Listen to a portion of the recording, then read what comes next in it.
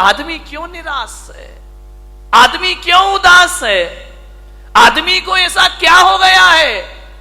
एक चींटी भी जीना चाहती है, एक नासमझ जानवर भी जीना चाहता है, पर आदमी को क्या हो गया, ये मरने के षड्यंत्र रचा करता है, ये मरने की तैयारी किया करता है। आज तक किसी जानवर के मुख से ना सुना होगा कि हे भगवान हमें उठा ले, लेकिन आदमी के मुख से तो कई बार सुना है कि अब इस जिंदगी को जिया नहीं जाता, हे भगवान मुझे इस जीवन से उठा ले, इस जीवन से मुक्ति दे दे। क्या घट जाता है हमारे जीवन में ऐसा, आदमी मृत्यु के षड्यंत्र क्यों रचता है, ये आदमी अपनी ही हत्या करने के लिए तैयार क्यों है। मान्यवर, अपने ही जीवन से लाचार हो गया ये इंसान, अपने आप का दुश्मन बन गया। अभी तो ये सुना था कि दूसरे दुश्मन हुआ करते हैं, हम ही अपनी जिंदगी के दुश्मन खुद बन करके तैयार हो गए हैं। आपने जीवन से अपने आप को खतरा हो गया। कभी आपने सुना किसी भैंस ने आत्महत्या की हो, सुना, कभी विचार किया है, कभी आपको अखबार में पढ़ने को मिला है कि आज एक भैंस ने गुस्से में आके आत्महत्या कर ली है। कोई जानवर आत्महत्या नहीं करता है। किसी भी जानवर को समय से पहले मौत को बुलाते हुए आपने ना देखा होगा। कोई देवता समय से पहले मरने का नहीं सोचा करते हैं। नार की सोच भी ले तो मर नहीं सकते हैं। आदमी को क्या हो जाता है कि क्यों जीवन से हार गया। थोड़ी सी प्रतिकूलताएं आई और आदमी जिंदगी से हार जाता है। नहीं मेरे समस्याएं किसके जीवन में नहीं होती हैं। राम के जीवन में समस्या थी, महावीर के जीवन में समस्या थी, कृष्ण के जीवन में समस्याएं थी, जीसस के जीवन में समस्याएं थी, आचार्य शांति सागर के जीवन में समस्याएं थी, आचार्य कुंद के जीवन में समस्याएं थी। समस्याएं किसके जीवन में नहीं होती है। ऐसा कोई है? समस्याओं से रहित जीवन नहीं होता, ध्यान रखिए। और हकीकत में देखा जाए तो समस्याओं का नाम ही जिंदगी हुआ करता है। आसानी से जिंदगी मिल जाए तो जीने का मजा खत्म हो जाएगा। एक बात बताइए, यदि समस्याएं नहीं हो तो फिर जीने का मजा क्या है। जिंदगी जिंदा दिली का नाम है, मुर्दा दिल क्या खाक जिया करते हैं। ध्यान रखिए, जिंदा दिल बनिए। मान्यवर, दुख इस बात का नहीं है कि आदमी मर जाता है, दुख तो इस बात का है कि जिंदा रहकर भी आदमी जिंदा नहीं रह पाता है। वह मरा मरा सा जीवन जीता है, वह मरे हुए सी जिंदगी जिया करता है। विश्वास पैदा करो अपने आप पर, जिंदगी से हार मत मानिए। जिंदगी मिली है, मालूम है ये मानव का तन मिला है। शास्त्रों में कहा है, ग्रंथों में कहा है, 84 लाख शरीर छोड़े हैं तब जाकर ये मानव का शरीर तुमको प्राप्त हुआ है। 84 लाख योनियों में हमारा जन्म हुआ है। कितने जन्म हम नाली के कीड़े बने होंगे, कितने जन्म पक्षी बने होंगे, कितने जन्म हम कीचड़ में कीड़ों की तरह रेंगे होंगे। हर जन्म में हमने प्रार्थना की होगी ईश्वर से कि हे ईश्वर एक बार मुझे मनुष्य का चोला प्रदान कर दे, हे ईश्वर एक बार मुझे मनुष्य का तन प्रदान कर दे। इसलिए आत्महत्या करने के लिए नहीं, जिंदगी की अंतिम सांस को पूरी ईमानदारी से जीने का प्रयास करिए। अंतिम सांस भी पूरी जिंदा दिली के साथ जिएंगे। क्यों हार जाता है आदमी?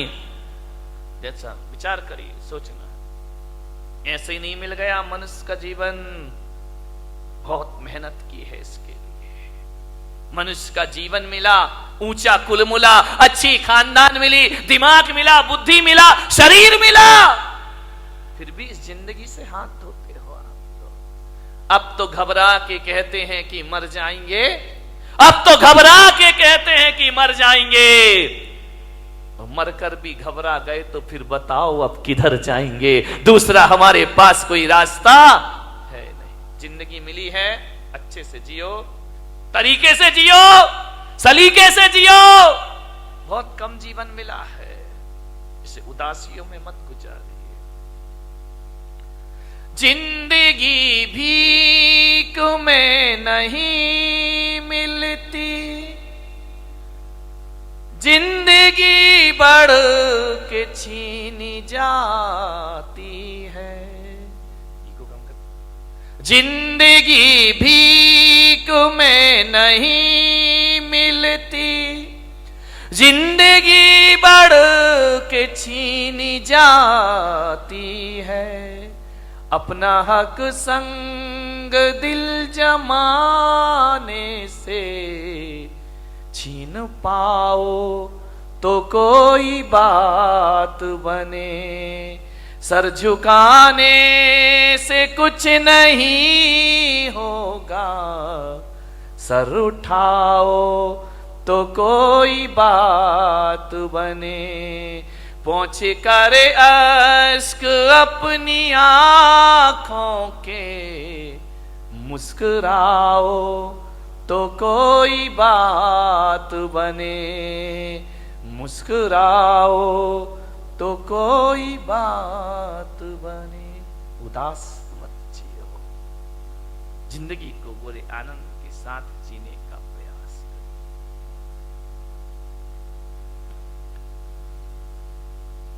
विपत्तियां, संकट, दुख किसके जीवन में नहीं आते? सबके जीवन में आते हैं।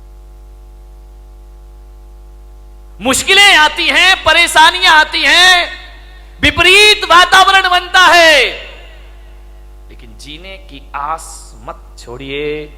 जलजले आते हैं, तूफान आते हैं, उड़ीसा में चक्रवात आता है, गुजरात में भूकंप आता है, हजारों लोग बेघरबार हो जाया करते हैं। लेकिन एक बात ध्यान रखो बारामती वालों, इतने बड़े भीषण आंधी तूफान के बाद, भूकंप के बाद भी जो आदमी जिंदा रहता है वो अपना उजड़ा हुआ आशियाना फिर से बना लिया करता है, वो अपना घर फिर से निर्माण कर लेता। क्या हुआ? जिंदगी कितनी बार छीनेगी, फिर बना सकते हैं। अगर हौसले बुलंद हो तो आंधियों में चिराग जला करते हैं। ध्यान रखिए, आज समस्या है बहुत बड़ी। आदमी अपने जीवन का दुश्मन हो गया है, अपनी ही जिंदगी का दुश्मन हो गया ये इंसान। शहरों में बड़े बड़े व्यापारी आत्महत्या कर रहे हैं, महानगरों में व्यापारी आत्महत्या कर रहे हैं, गांव में किसान आत्महत्या कर रहा है, घरों में किशोर आत्महत्या कर रहे हैं, महिलाएं आत्महत्या कर रही हैं। थोड़ा सा निराशा हुई, थोड़ा सा मन का नहीं हुआ, थोड़ा सा प्रतिकूल वातावरण हुआ और आदमी मरने को तैयार है। और एक बात बताओ, बारामती के लोगों से मेरा निवेदन है, इस पंडाल में ऐसा कोई व्यक्ति बैठा है जिसने आज तक आत्महत्या का विचार ना किया हो? है कोई महान आत्मा? मैं दर्शन करना चाहता हूं। एक बार भी पूरी जिंदगी में मरने का विचार नहीं। महिलाओं तुम्हारी तो जय हो पंचम काल की, ये तो इतनी बार मरती हैं लेकिन एक बार भी नहीं मरती है। विचार करिए, सोचना है आपको। बात बात पर आदमी मरने का सोच लेता है। ऐसा कोई नहीं होगा इस दुनिया में जिसने अपने पूरे जीवन में एक बार मरने का ख्याल भी ना लाया हो। मर नहीं सका वो बात अलग है, लेकिन मरने का ख्याल तो सबके भीतर आ जाता है। थोड़ा सा मन का नहीं हुआ, मैं मर। महिलाओं का तो नहीं, यहां की महिलाओं की बात नहीं कर रहा हूं। कौन बोला बंबई वालों की कर रहे हो? ना, तुम्हारी तो अभी नहीं, आगे जाके विचार करना है आपको। महिलाएं तो हमेशा थोड़े, इनके दो ही हथियार हैं, ध्यान रखना।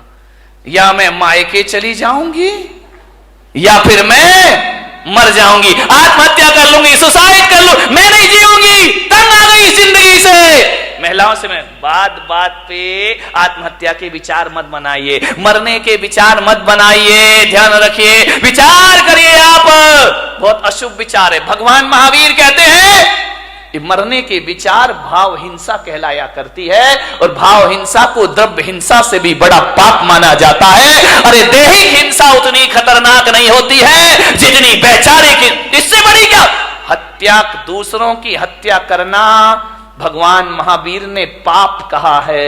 एक इंद्रिय जीव को भी मारना भगवान महावीर ने पाप कहा है। अरे एक बात याद रखना, मेरे महावीर कहा करते हैं, अरे दूसरों की हत्या करना पाप है, लेकिन अपने आप की हत्या करना महापाप हुआ करता है।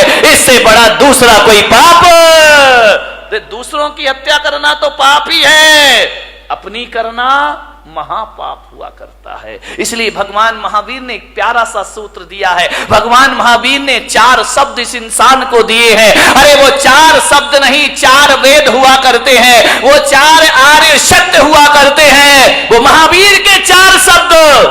ध्यान रखना, इनसे बड़ा ना कोई आगम होता है, ना शास्त्र होता है, ना पुराण होता है। महावीर ने इस दुनिया को केवल 4 शब्द दिए हैं। महावीर ने इतना ही कहा है, इस मानव जीवन को सफल करना है तो 4 सत्य में जियो। वो 4 सत्य है, वो 4 वेद है, वो चारों धाम की यात्रा है। वो 4 शब्द इस धरती को दिए, जियो और जीने दो। इससे बड़ा कोई धर्म ग्रंथ नहीं हुआ करता है, इससे बड़ा कोई शास्त्र नहीं हुआ करता है, इससे बड़ा कोई आगम नहीं हुआ करता है। न वेद है, न पुराण है, न कुरान है।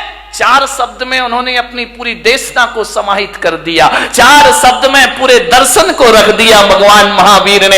ऐसे दार्शनिक हुए, उन्हें ज्यादा बोलने की जरूरत नहीं पड़ी।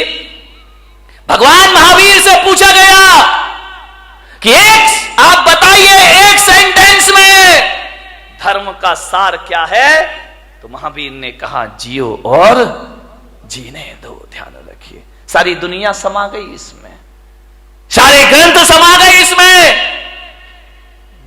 ध्यान रखना, 11 अंग 14 पूर्व का सार समाया है।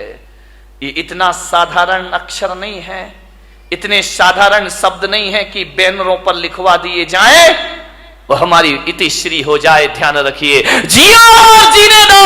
भगवान महावीर ने सबसे पहले कहा है जियो, ध्यान रखना, उसके बाद जीने दो। मैंने कहा ऐसा क्यों कहा है, स्वार्थी क्यों बना दिया कि पहले खुद जियो फिर दूसरों को जीने दो। तो महावीर ने कहा ये स्वार्थ नहीं, ये परमार्थ हुआ करता है। अरे जो आदमी खुद जीना नहीं जानता है, वो दूसरों को जीवन दान कहां से दे सकता है। पहले खुद जियो, कैसे जीना है। जब खुद ही नहीं जियोगे तो जीने दो कहां से आ जाएगा जीवन में। ध्यान रखिए, बहुत बड़ा शब्द है ये भगवान महावीर का।